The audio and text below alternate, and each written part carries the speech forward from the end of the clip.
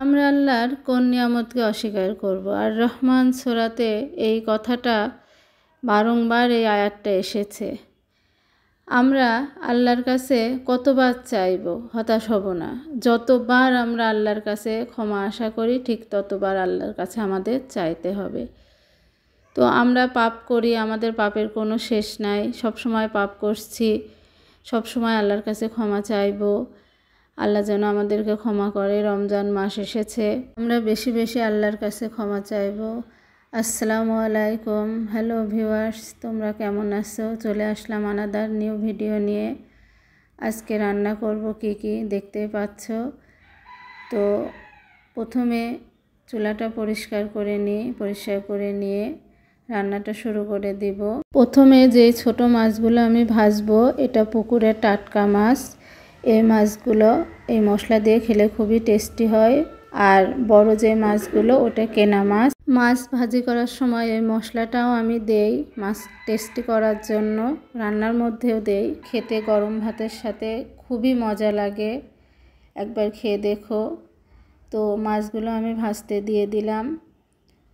আর রমজান মাসে আমরা যেন বেশি বেশি আল্লাহর ইবাদত করতে পারি, আমরা যেন মিথ্যাচার কম করি, পাপ না করি, মন দিয়ে আল্লাহর ইবাদত করতে পারি, সব সময় আমরা সেই চেষ্টা করব।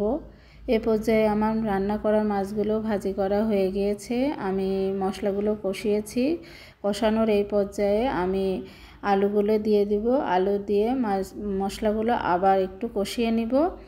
আর এখন এই তরকারিতে আমি যে বড়িগুলো দিব, এইগুলো আমার আম্মুর হাতে তৈরি করা বড়িগুলো এত সুন্দর হয়েছে যে তুমি যদি কষানোর সময় বড়িগুলো দাও, বড়িগুলো গলে যাচ্ছে।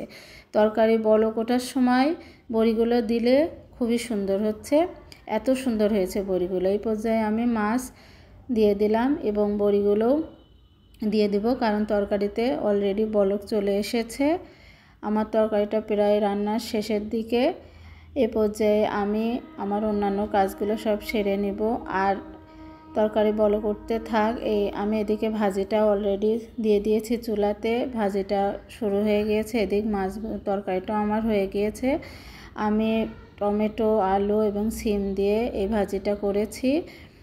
আর এখন আমার রান্নাঘরটা নিট অ্যান্ড ক্লিন করার পালা। যেহেতু রান্না আমার শেষ, আমি আবার রান্নাঘরটা নিট অ্যান্ড ক্লিন করে পরিষ্কার করে রাখছি। এবং বিকেলে আবার ইফতারির জন্য আমাদেরকে একটু ভাজা পোড়া রান্না করতে হবে। তো আজকে তো এই পর্যন্তই। তোমরা সবাই ভালো থাকো।